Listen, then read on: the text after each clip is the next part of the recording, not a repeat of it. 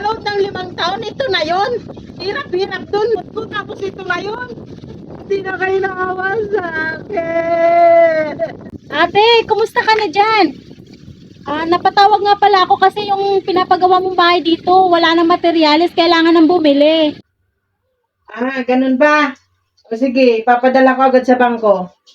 Yung pamasko ko sa inyo, sa mga pamangkin ko, pati din sa kapatid natin kay Janice, pati sa'yo, sa anak mo. Weng, sino yung kausap mo? Si ate, magpapadala daw ng pera para sa atin, papasko daw, tsaka yung pambili ng materyales. Diba, te? Talaga, meron din ako pati yung anak ko.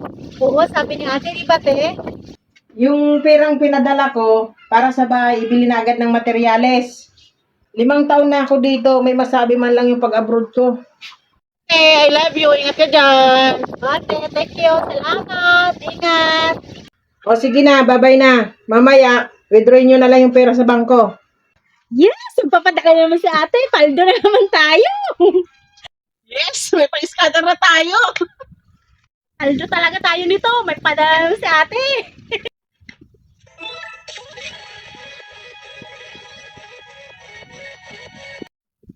Uy, naka-scatter ka ba? Hindi. Kanina pa akong talo. Ikaw. Oo, naka-scatter din ako pero talo pa rin. Napakamalas. Ano ba yan? Parehas na lang tayo. Ano ba to? Sunod-sunod ng talo. Wala na akong pera. Ako nga rin eh, tuloy-tuloy na yung talo, wala nang panalo. Ano na to? Kahit yung pambili ko ng materialis kaya sa bahay ni ate, wala. Ubus na. Ano ba to? Talo na naman.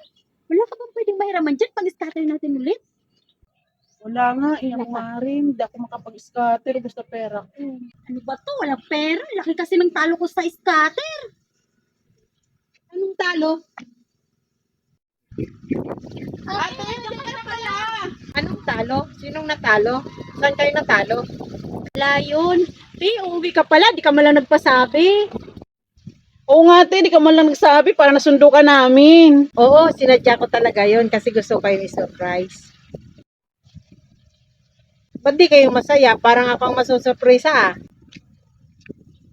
Ano ba nangyari sa inyo? Ano ba nangyari dito? Yung bahay mo, Weng. Walang dingding.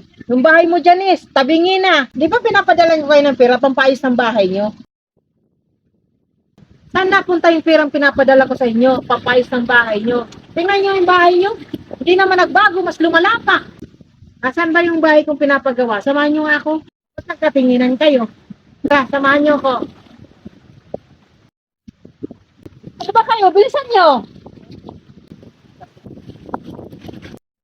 Mas kumito na kayo. Ito po ate. Alin dyan? Saan? Alin ba? Ito?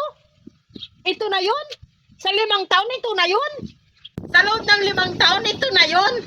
Hirap-hirap dun. Good pawis ang pinuhunan ko, ito na yun?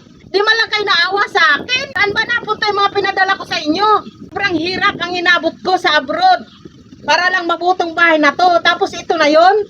Sobrang hirap ang inabot ko. Tapos ito na yun? Di na kayo naawa sa akin. Hirap-hirap na hirap, bro. Sorry. Anong sorry? Hindi mababayaran ang sorry. 5 taon paghihirap ko.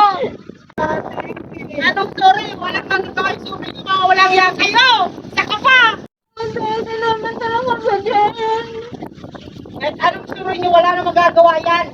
Sorry ate, talagang nalulong kami sa scatter. Oo nga, te. Akala nung una, nanalo pa kami, pero bandang huli na upos na yung pera namin.